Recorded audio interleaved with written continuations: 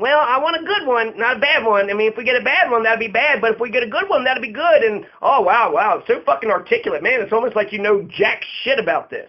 It's almost as if somebody said, hey, you want a strong mayor? And you're like, well, maybe. No, what in the hell is going on? I think so.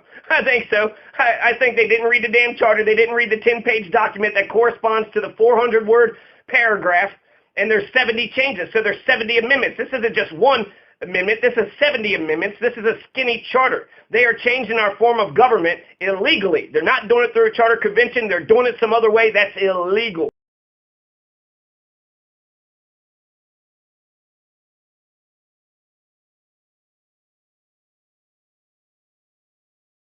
I would like to stop treating the East Side like Puerto Rico. Why do we need to have a mayor?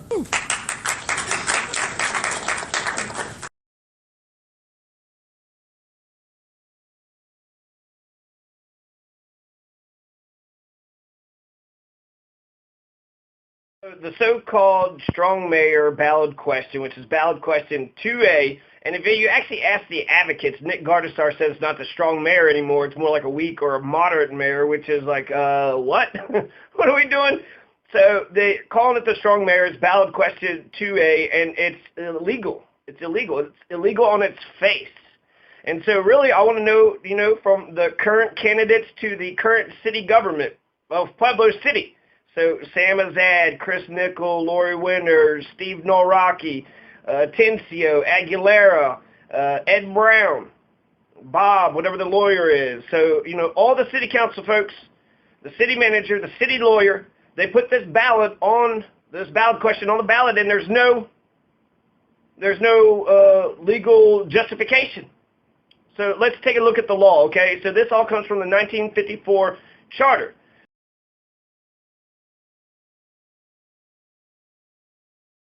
The charter gives us constitutional standing. We live in Colorado. Colorado allows home rule cities, so we have lots of constitutional standing. It's not even funny how much constitutional standing we have. Our charter is actually in the Colorado Constitution. 1911, we got our own charter from the Progressive Republicans, and then once Pueblo City got our charter, then the state went ahead and passed the 1912 Home Rule Amendment. So we started it, we initiated it, and then once we got our charter the next year, the state of Colorado put that charter amendment, the Article 20, so 1912 Home Rule Amendment, into the Constitution, and it specifically mentions Pueblo City's charter. It mentions, I think, Colorado Springs, Grand Junction, and Denver. And so our charter is in Colorado's Constitution. So how can our charter not have Constitution?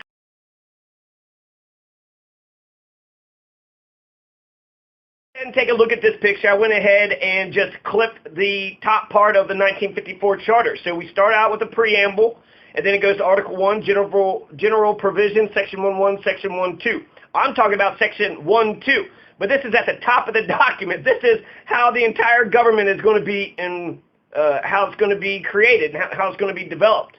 So let's just take a look at the preamble. We, the people of Pueblo, under the authority of the Constitution of the State of Colorado, do ordain and establish for our municipal government this charter. So it's pretty simple, right? We, the people of Pueblo, under the authority of the Constitution of Colorado, establish this charter. Now, Section 1.1, it says, name and boundaries. The municipal corporation heretofore existing as a city of the first class in Pueblo City, State of Colorado, and known as Pueblo, shall remain and continue a body politic and corporate under this charter with the same name and boundaries until changed in a manner authorized by law. So that means the city of Pueblo exists in the county of Pueblo, and the city of Pueblo that was existing beforehand still exists, but now it's being governed by this charter. So it's still the same municipality, it's still Pueblo City, and it shall remain and continue a body politic and corporate under this charter with the same name and boundaries until changed in a manner authorized by law. So Pueblo City is still Pueblo City. We still have the same boundaries, and, that's it. We're a municipal government, so it's the same thing. So, kind of perfunctory, right? The perfunctory preamble, perfunctory name boundaries. Now, Section 1.2, okay? So if people are in favor of the strong mayor, that means you haven't read the second section. You didn't read the second section. Dennis Flores. Dennis Flores didn't read the second section because it's illegal. And the way I understand American government is that all laws come up out of the Constitution. All laws, the rule of law is that we all live by laws and everybody must obey the laws. Now, my constitutional theory of American government is that all laws come from the Constitution. I wonder what Dennis Flores thinks. I wonder what any of these other, what the lawyer of Pueblo City, what do you all think about that? I think it comes from the Constitution. What is your all theory of government? If you don't think the law comes from the Constitution, where the fuck do you think the law comes from? Out of your ass? Just arbitrary and capricious, whatever whatever you come up with? Whatever you come up with, that's the law? So section 1.2, the form of government. The municipal government provided by this charter shall be known as the council-manager government and shall not be changed except by charter convention upon majority vote of the qualified voters, pursuant to its provisions and subject only to limitations imposed by the state constitution and by this charter, all powers of the city shall be vested in an elective. Let's go ahead and break this down a little bit, right? You got the municipal government provided by this charter shall be known as the council-manager government. So that's what we got, a council-manager government. Council, city council, city manager, government, council-manager. And the council's taking precedent. Really, it's a strong manager. It's a strong chief executive form of government. And you can't change the city manager government unless you have a charter convention and you get a majority vote of the qualified voters. So, except by charter convention upon the majority vote of qualified voters. So that means, it means two things, okay? The charter convention, you have to have the people that vote to get in there, and then you got to vote for the charter itself. So you got to vote for the charter convention. You got to vote for the people that are going to be the delegates to the charter convention, and then we got to vote for the charter itself. That's 3 elections, but that was a pain in the ass. Oh, they didn't want to do it legally. They wanted to do it criminally and illegally, unconstitutionally. It's going to say, pursuant to its provisions and subject only to limitations imposed by the state constitution and by this charter, all powers of the city shall be vested in an elective council. So it's saying that the legislative body, the city council, all power goes to it, and the power that they have is they choose the city manager. So it's only a 2-step process. I like popular elections. I want popular elections. I want popular elections for everybody and everything. The director of the water board, the director of wastewater, the director of information technology, the director of, everybody, the police chief, the fire chief. We elect our sheriff, but we don't elect our police chief here. In fact, that's the best way to run. When you run, then you get assholes like Brian Tater, who's like, oh, that person's stupid. But if you just get appointed, right, if you're just a superintendent, Macaluso, you just get up there, you're Troy Davenport, and you just get hired, no questions asked. You didn't have to campaign. You didn't have to...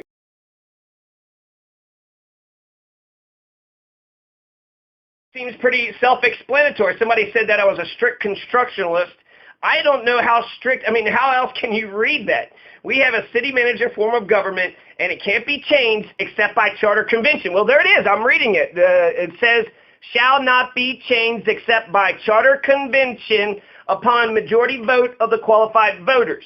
Well, apparently the city lawyer, the city manager, none of the city council people, none of the city candidates, only Mark Aliff, Josh Bruns, that I know of, that has criticized this thing, that has said that this is bullshit, because it obviously on its face is. So if you can't tell me that this is illegal, if you cannot tell me that this is unconstitutional, you don't know what the fuck you're talking about. You didn't read the damn charter because it's section 1.2. It's the 3rd paragraph. You read the charter, but you didn't even read the 3rd paragraph. How are you going to govern if you never read the damn charter? It's illegal. Tell me how it's not illegal. Tell me how it's not unconstitutional. One more time, just in case there's anybody that's still confused about how the 1954 charter works, okay? So section 1.2 establishes us as a council manager, city manager form of system. So we got a city manager system. We had 23 mayors in the 1870s. So we've already done the mayors, right? Mayor B.B. Brown, he got 200 indictments. He was corrupt as fuck. Mayor B.B. Brown got 200 indictments. 200. How do you get 200 indictments? How in the hell can anybody ever get 200 indictments? That's what the mayors were. They were fucking corrupt as fuck. And so we changed it to commission-style government in 1911. And then we didn't like that after about 30, 40 years. And then we changed it to the city manager system that we have right now in 1954. So council manager government, and it shall not be changed except by charter convention upon the majority vote of the qualified voters. What do you suppose that means? City manager unless we have a charter convention, right? That's how I read it. Section 1.2 is amazing. Section 1.2 says, yes, Pueblo City, you want to completely alter and change every bit of the fucking government. You want to change the form of government. You can do it. You can do it. It's easy. Just get a charter convention and then boom, it's changed. That's it. That's all you got to do. You want to change the government? Change the government. Do it by charter convention. That's the only way that makes any goddamn sense anyways. You're going to have these bankers make this damn charter? No, why don't we get the people? Let's get 21 representatives from the community that's elected at large. They vote for the charter, and then we vote for the charter that they make. So that means we get to decide if we want the charter convention. We get to decide who's going to be writing the charter itself, and then we get to actually vote on the charter itself. You want to talk about accountability? That's how you get accountability from the people. You believe in democracy, you believe in popular democracy, then you would be in favor of a charter convention. Bill of Rights of Colorado's Constitution, Article 2, the Bill of Rights, Article 2, Section 2, people may alter or abolish form of government. The people of this state have the sole and exclusive right of governing themselves as a free, sovereign, and independent state, and to alter and abolish their constitution and form of government whenever they may deem it necessary to their safety and happiness, provided such change be not repugnant to the Constitution of the United States. So Section 2 of Article 2 of Colorado's Constitution gives us a right to revolution. They got a right to revolution. The people could change the government. The people could change the government of Colorado, but it's a Bill of Rights. So we have the freedom to speak. We got the freedom to arm ourselves. We got the freedom to petition and to assemble, and so many freedoms. And we also have the freedom for revolution. Article 2, Section 2, Colorado's Constitution.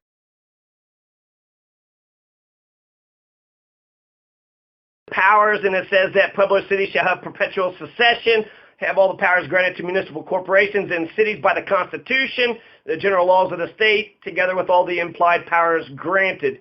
So I just can't see the part where it says, if you want to change the city manager government, fuck the charter convention, fuck the charter, fuck actually listening to constitutional law. Let's just put this on by ballot initiative. The dumb fucking Puebloan people won't know what the hell's going on. They don't know, if our leadership is criminal, if our leadership don't know what the fuck is going on, what chance do you think that the people actually know what's going on? The leadership don't, and then the candidates, I don't really think they don't have a good articulate view of any of this. And so it's almost like, well, it looked like everybody was for it, so I just went ahead and I jumped on board. So you're a conformist. If everybody else jumps off a bridge, you're going to jump off a bridge too. And that's exactly what this. First up, you got Dennis Flores. And Dennis Flores, he had actually said he had a pretty articulate, supportive response. He said that he's going to implement this thing the proper way. Well, if he doesn't understand constitutional law, how is he going to implement it the proper way? He don't even understand constitutional law. What's the proper way? It's already criminal, and you're carrying on with their crimes, okay? So that's what Dennis Flores, he had said that he was for a more moderate approach. I think he was for the weak mayor system. He wanted a more collaborative approach. So he wanted the city council to have a certain amount of authority and then the mayor to have a certain amount of authority. He liked Colorado Springs. Colorado Springs had this weak mayor system. And so that's what he wanted. He wanted this collaborative system that had Colorado Springs had for the last 20 years. And he's saying, God, this system of government has just elevated Colorado Springs' growth. Unfortunately, the weak mayor thing didn't reach the ballot, and so he'll just implement this illegal fucking ballot measure properly. Why do we need to have a mayor?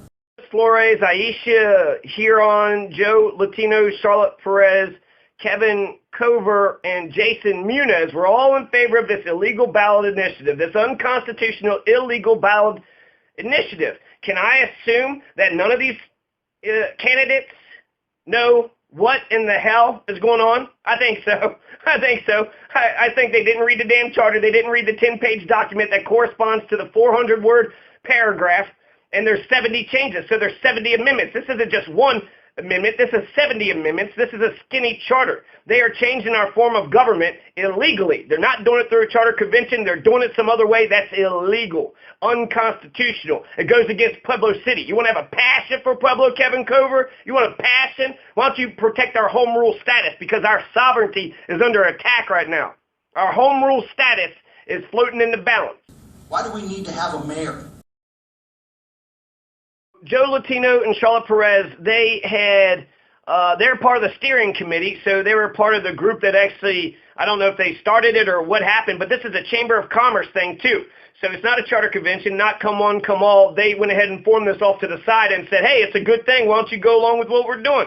So the charter, this new charter that they had created, this is a Chamber of Commerce bill. This is from the Chamber of Commerce. They use the Chamber of Commerce room, Nick Gardasar, and it's a Chamber of Commerce. So they did it. I guess it had to been behind closed doors, right? A meeting room is behind closed doors. City council, that's behind closed doors. It's in a building, right? But I don't know if it was totally shadowy and secretive, but it wasn't a charter convention. It was a private Chamber of Commerce charter. That's what we're doing. You want a brand new Chamber of Commerce charter? You want a Chamber of Commerce mayor? You want a big boss banker mayor?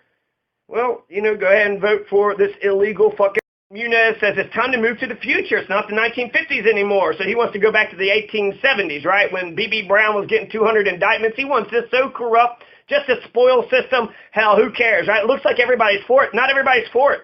So the fact that you jumped in and you try to be a conformist, it means you don't have independent mind. You can't think for yourself. You haven't read the charter. You're not informed. You're not qualified to be city council. You don't know what the hell you're talking about. That's why I filed a permanent injunction against this ballot measure, and I'm waiting for my response. There's 21 days they got to answer, and my, injunction essentially just says, we didn't have a charter convention. It says we were supposed to. What the fuck are you assholes doing? What the fuck are you all doing? And more importantly, let's see, Aisha Urin, she says that change starts at the top. Aisha? I am in support of the mayor. I believe that it is time for change, and it's time for accountability. Change starts at the top, and with a good mayor in leadership is very important as well. So it's important that we get a good, strong leader as a mayor and move forward as a city. Like I said, changes start from the top. No, Aisha, change starts. You can have a revolution from the top, but true blue change, long lasting. Why do we need to have a mayor? Brian says change comes from the bottom, and he's absolutely right. Long-lasting, permanent change comes from the bottom. When we organize ourselves, when the people and the streets organize ourselves, that's when we get change. When we start shopping locally, when we start taking care of our neighbors and taking care of our areas, that's when change happens. To think that we're just going to elect the mayor and everything's just going to be honky-dory. So Aisha Urin, she says change starts at the top. Of course, she's an executive manager. That's why she would say that. Josh Brunn says absolutely not. Absolutely not. So Aisha Urin also said, well, hopefully we get a good mayor, not a bad mayor. That's essentially Kevin Cover's analysis. The face of this community. And with that comes accountability. And quite frankly, I believe that accountability is something that's been lacking.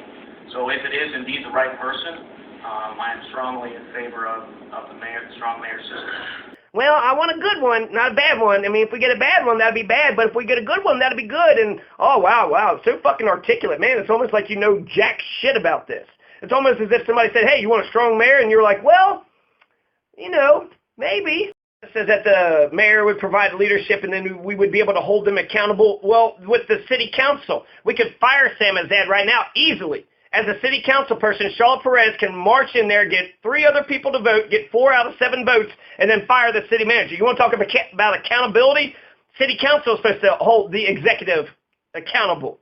And they can fire them at will. At will. As soon as they get 4 votes, they give them a 30-day notice, and then they're gone. But now you're going to have to wait 5 fucking years. Mayor's going to be elected, and city council can't fire them whatsoever.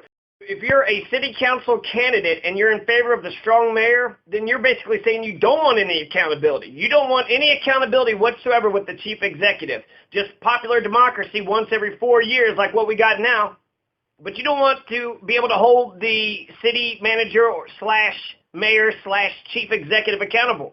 Because now the city council won't have the power to do so. They used to have the power to be able to fire them. Now they have no power. They used to have all the power. Now they have 0 power.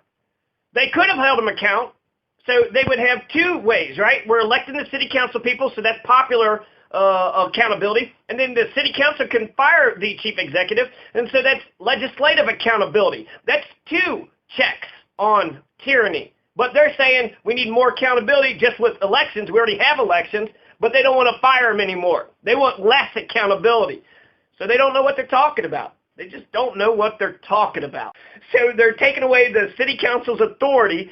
And don't you want, I mean, we're supposed to believe in all these candidates to change things, but if you don't even understand your own power and you're trying to diminish your own power, I mean, you don't want to get anything accomplished? You don't want all the platform ideas that you said that you wanted to do? You don't want to do any of that, huh? Hopefully we get a good fucking mayor that just does all the shit that you wanted them to do. I need leadership from... Why do we need to have a mayor? Leadership from my city council. I want a strong legislative branch. You're running for city council, but you're against having your own authority. You want some big daddy to tell you what to do because you just can't control your damn selves. You don't know how to organize amongst yourselves. You don't know how to get along amongst yourselves. You can't build coalition amongst yourselves. You need some big asshole to come. Well, guess what? You already have that. It's called the city manager. City manager, you know, Ed Brown says that the city manager listens to him because he has to. You can't give them, you know, direct orders and shit. But you control the budget, and there's lots of other ways that you could control the city manager. How are you going to control the mayor? You're not. He's going to have, you know, I guess you'll have confirmation powers on the departments or something, but you can't fire him. He don't have to fucking listen to you. So fuck you, city council, right? We're going to get a strong mayor to say fuck you to city council, and some of these city council people are in favor of that.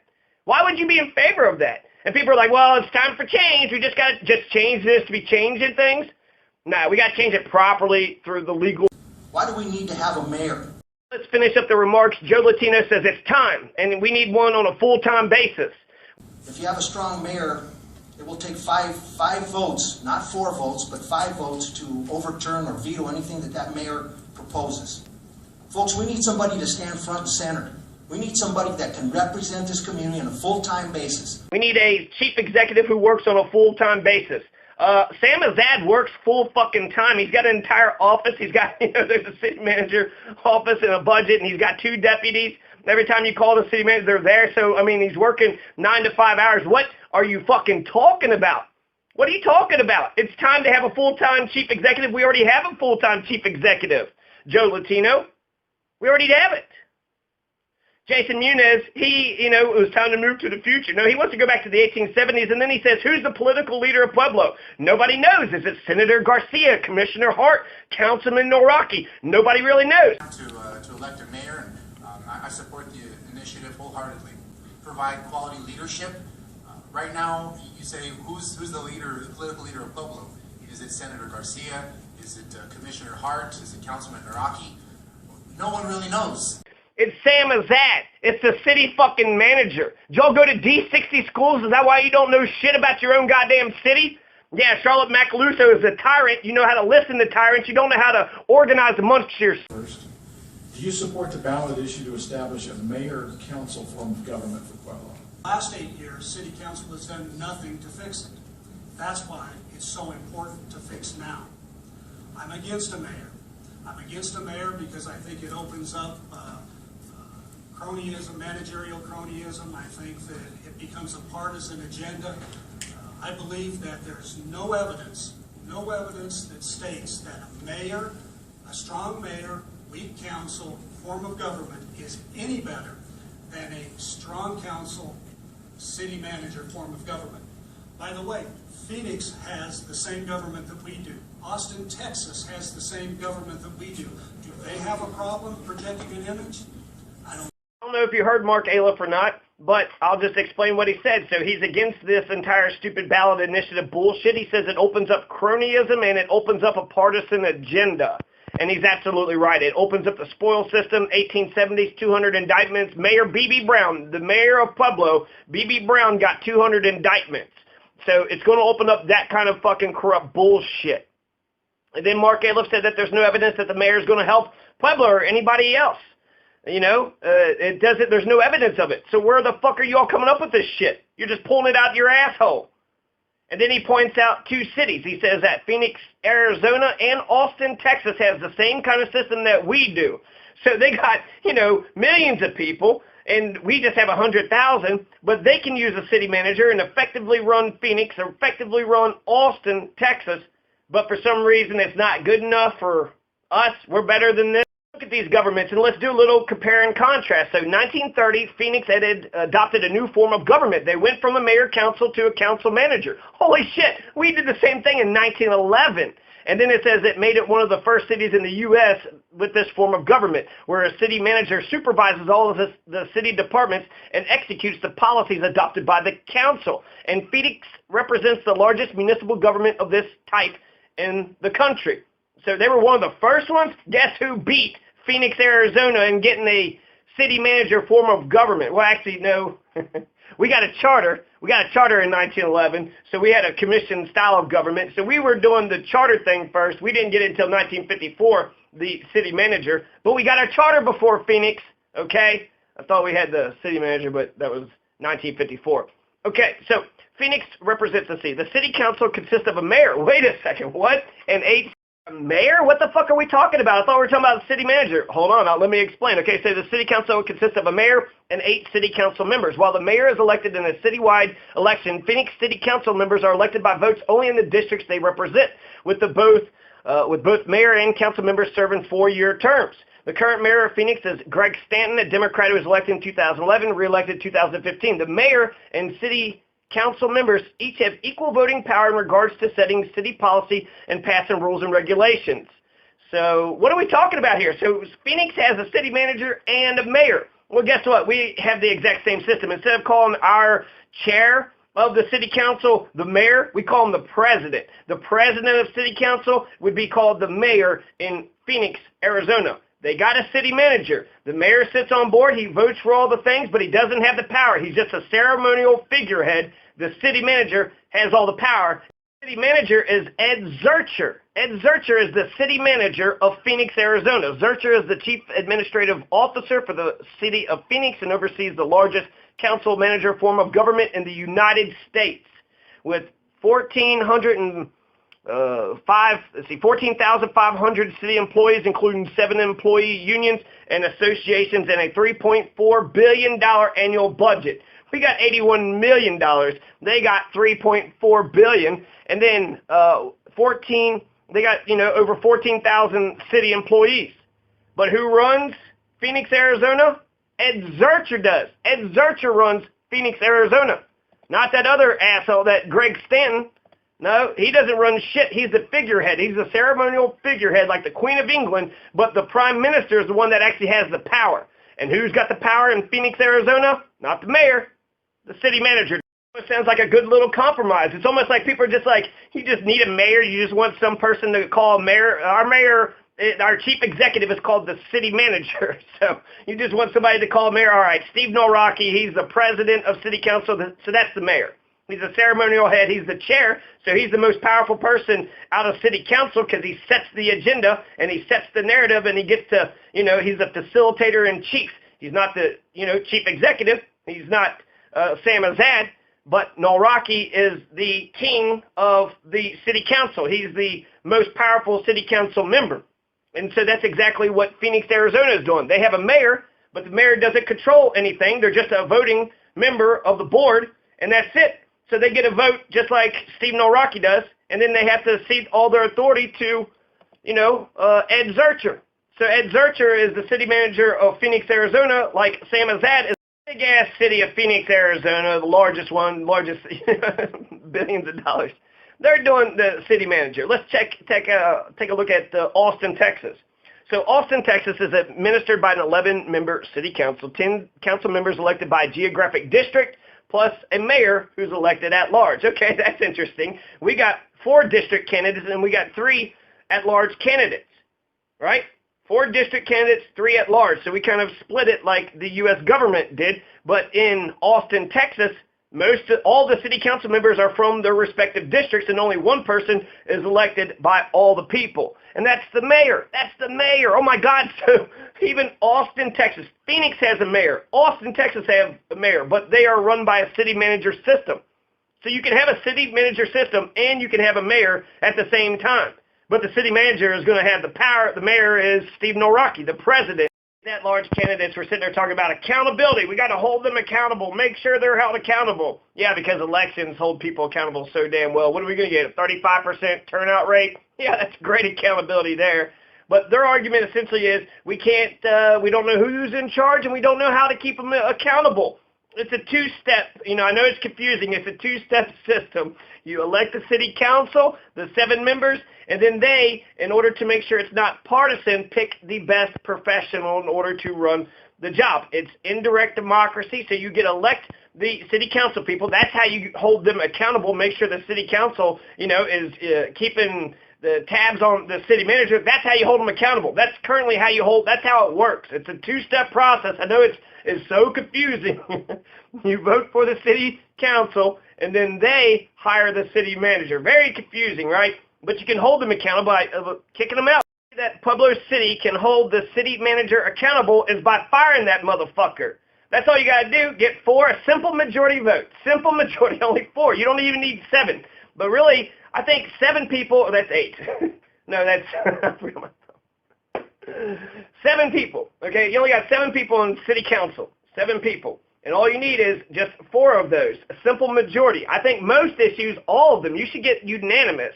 You work it out. Why is that person against it? Let's talk about this. Is there something else going on? Is you having issues in your home? I mean, you're just being, ornery for just ornery sake. Why are you against this? We can do this, okay? This is democracy. I envision a world where we have 107 people and we're all getting along and we all agree. So that's ideal and that's a dream, but that's direct democracy. But you can't even figure out how 7 people can get along. 7 people should be able to get along and make unanimous. Problem with firing Jerry Pacheco and David Galley because Obama come into town, so David Galley got fired. That's a city manager who got fired. Then Jerry Pacheco got fired. So we could fire our chief executives. It's not, without precedent. We have done this before. They've also, Fred Weisbrod was city manager for 14 years or so. So they can, but essentially, how do you hold them accountable? So Sam Azad, if everybody hates Sam Azad, because that's what you're saying, that Sam Azad, even though he's got a $9 million surplus this year, everybody hates Sam Azad and fuck Sam Azad's government, fuck his city manager and style, fuck everything he's done. Fuck this government, fuck this city. You want to talk about a passion for Pueblo? You have a passionate hatred for Sam Azad. And, okay, let's just assume Sam Azad sucks. I don't really agree with that, but let's assume Sam Azad sucks. Then what do? Well, you get your city council to fire them. And then what if they don't do that? Then you kick out the fucking city council. We've got democracy and we've got accountability. You don't like the city manager, then fucking blame your goddamn city councilman because they fucking suck. They didn't have the balls to fire the city manager. And it doesn't make any sense. Bob Schilling, Ed Brown, they're both they're both in favor of the strong mayor system. So if the current system sucks so goddamn bad, if it's so shitty that we got to change the entire form of government illegally by just mere ballot measure, it means they're going to be saying that the government sucks so bad, but then they're going to say, let's change the entire form of government. Well, if the current government doesn't suck so fucking bad, then why the fuck would you want to change it? This is a partisan bullshit fucking behind this. This is the Chamber of Commerce. This is big boss banker. This is fascism. This is tyranny. Straight up tyranny. You want to vote away your power? You want to vote away our democracy? Go ahead and do it this way because you're not listening to constitutional law. You have no respect for the rule of law. I don't expect there to be any rule of law whatsoever. This thing passes. This current criminal government will be even more criminal than the last one. It will only get worse. It cannot get better. It can't. They're doing it illegally. So if they want to say, well, this current form of government sucks, and then they change the form of government illegally, that makes you feel better? That makes you feel more comfortable? So anyways, the current city manager is accountable. They're accountable to the people and to city council. They're accountable, are held account. The city manager is to held account. The city manager is the one that's in charge, Jason Muniz, in case you didn't know that. The city manager is the one that's in charge, and they can be held to account by the city council. So that's the process. It's a two-step. I know it's confusing. But if you lived in Austin, Texas, or Phoenix, Arizona, you would have both a mayor and a city manager. Oh, my God. Would you be able to figure out what the hell is going on? Or would you just vote for your mayor because that's your ceremonial face, but then have no idea who the damn city manager is? The actual person that's got the power you don't give a shit about as long as we got a public face. And you know what? There is something about having a public face. Steve Noraki is the president of the city council. He's the ceremonial, essentially, he doesn't have all the power. He's got the chair as a facilitator-in-chief, but the city manager has the power, but he's the ceremonial face. Who's the face who goes around cutting the ribbons and making speeches? It's the president of city council. He's the face of Pueblo City. It has to be like that. I mean, the city manager could be a political person too. It would be nice to hear Sam Azad give us monthly, quarterly reports or whatever just to say how the city is going. That would be nice.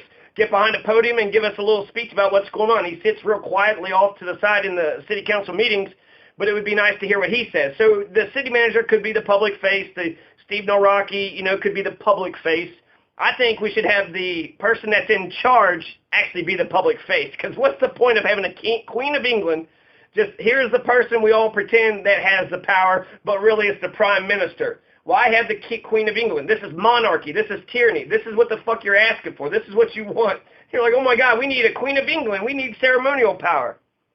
So if you can't figure out the two-step process of how you keep the city manager accountable here in Pueblo City, then you're not going to understand how you can have both a mayor and a city manager at the same time, but both Phoenix and Austin, Texas has precisely that. Council is accompanied by a hired city manager under the manager-council system of municipal governments. Council and mayoral elections are nonpartisan. Right? That's another good thing about our election. It's nonpartisan. But we're going to let's add some politics. You know what we need in our elections? It's great. It's wonderful that when I look at all these candidates, whether they're Republican or Democrat matters, but really I'm looking at them as individuals, as their own independent individual selves. So their political party gives me some idea if they're more left or more right, but it's nonpartisan. So we're going to make it a fucking partisan system. Good job, you assholes. And then it says, council and mayor elections are nonpartisan with a runoff in case there is no majority winner. Referendum approved by voters on November 6, 2012 changed the council composition from 6 council members plus a mayor elected at large to the current 10+1 district system. November 2014 marked the first election under the new system. So Austin, Texas. What the hell does all that mean, okay? Well, what that means is instead of just having 10 districts, they changed it. They had a referendum to where now it's not just one mayor, but they have 6 at-large candidates plus the mayor. So they have 7 at-large candidates and 10 district candidates. So there's 17 people on the city council in Austin, Texas, with the mayor still being the chair like Steve Noraki, like our president of city council. Their mayor is the president of their city council. Neither one has power. City, they have some power, but they're not the chief head executive. They're not the boss. They're not the head tyrant in charge. Sam Azad is the head person in charge. And so when it looks here, okay, Elaine Hart, October 1st, 2016, Elaine Hart was appointed by the mayor and city council as the interim city manager. So anybody that has these mayoral dreams, get hired on by the city council. You want to be the chief executive, get city council to hire you on. That's how you become city manager. Austin, Texas, having a mayor, here's all the duties of the city manager. So the elected city council sets the policy objectives, but the city manager ensures that they're carried out and administered effectively. This form of government can be likened to the private sector relationship between a board of a corporation and its chief executive or chief administrative officer. So when folks are sitting there saying, we need accountability, you're the fucking city council person. You're the one that can fire them. Now you're saying you can't fire them. How the fuck are we going to get accountability with this new system? Because it's being popularly elected, and yet nobody speaks about any other popularly elected positions. We're not going to elect a police chief. Oh, so you don't really give a flying fuck about democracy. You don't really give a flying fuck about popular democracy. You don't care.